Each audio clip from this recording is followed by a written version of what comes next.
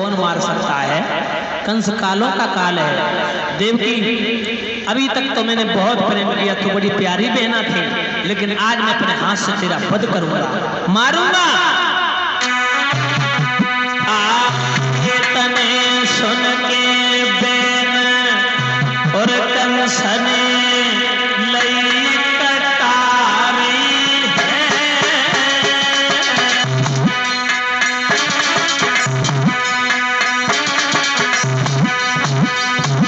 बेना के पकड़े के सतोष्ट ने धर्म उतारी है, बेना के पकड़े के सतोष्ट ने धर्म उतारी है।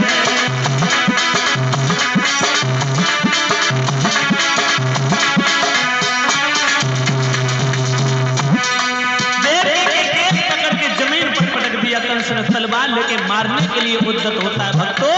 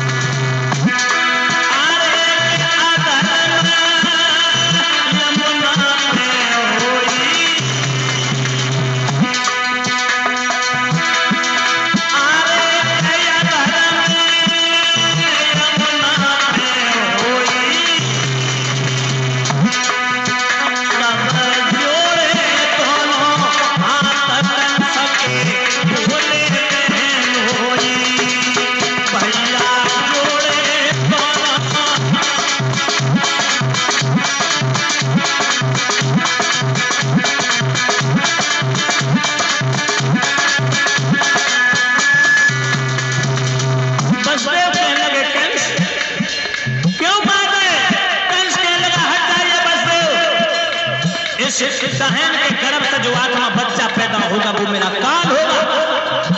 हम उसी वृक्ष को ही नहीं रखेंगे जिसके ऊपर वो फल आएगा, ना रहेगा बांस ना बजेगी। बस देव जी कहने लगे, एक बात बताओ, कल आत्मा बच्चा काल है, देव की काल है? बोले देव की का आत्मा बच्चा, तो फिर देवकी को क्यों मार रहे?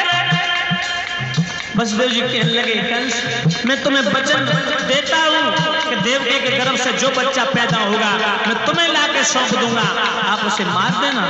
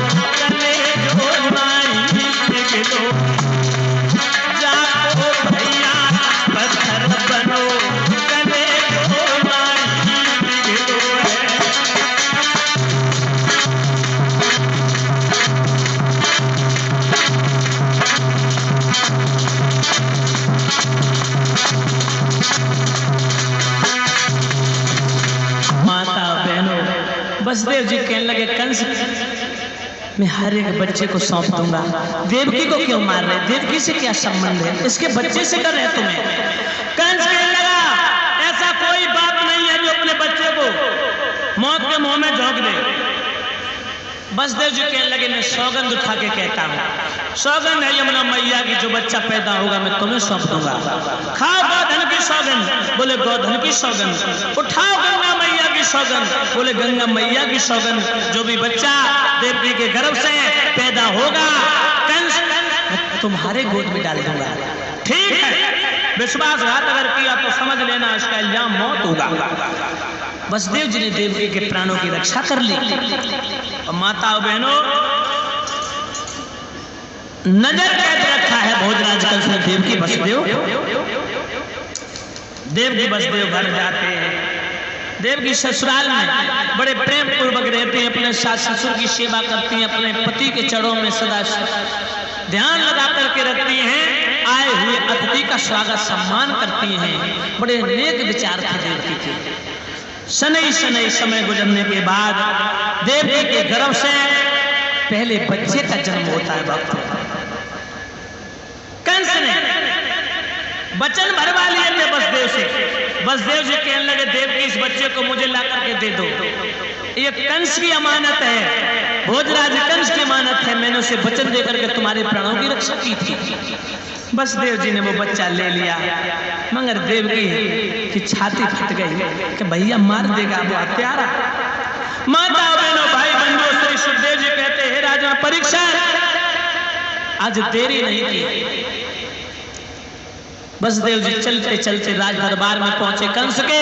कंस ने आता हुआ देखा, कहने लगा आइए बेनोई साहब, मथुरा नगरी में भोजराज कंस के राज दरबार में आपका स्वागत है। क्या लाए वसुदेव?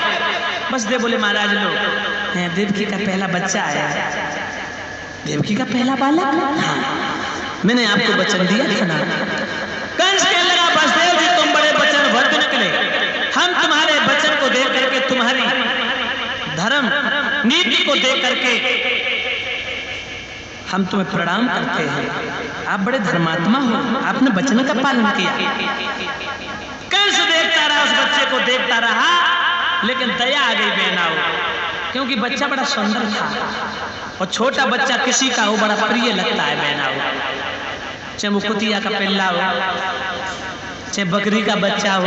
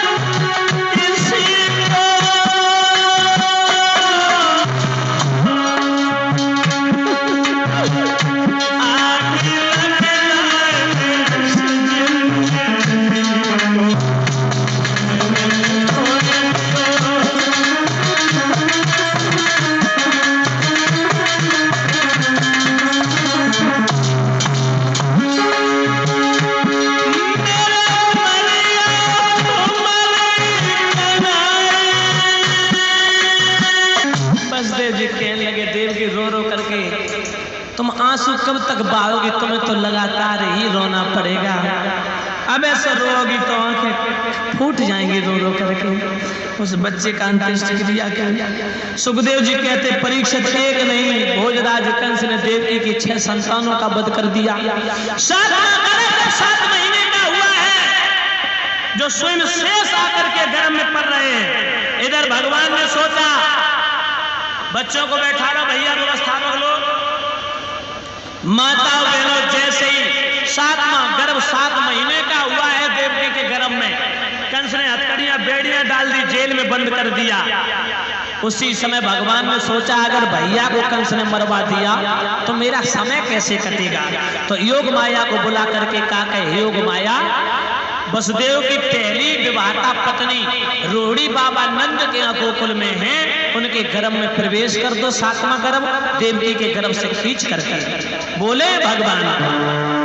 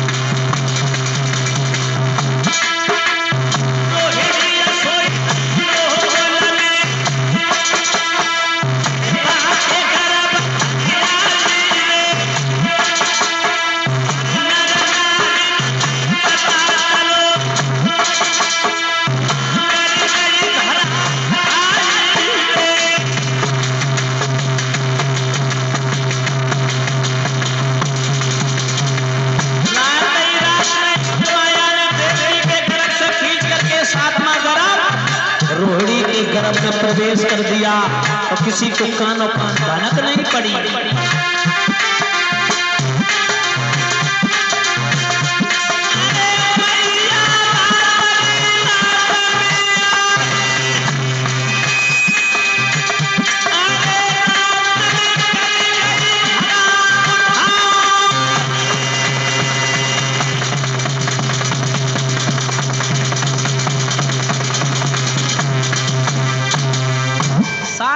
गर्भ 7 महीने का हो चुका था जो स्वयं बलराम पल रहे थे देवकी के गर्भ में। देवकी के गर्भ से खींच करके पहली पत्नी वसुदेव की जो रोहिणी थी उनके गर्भ में प्रवेश कर दिया। किसी को कानों कान भनक भी नहीं पड़ी। और नगर में सुबह हल्ला हो गया कि देवकी का 7वां गर्भ खंडित हो गया।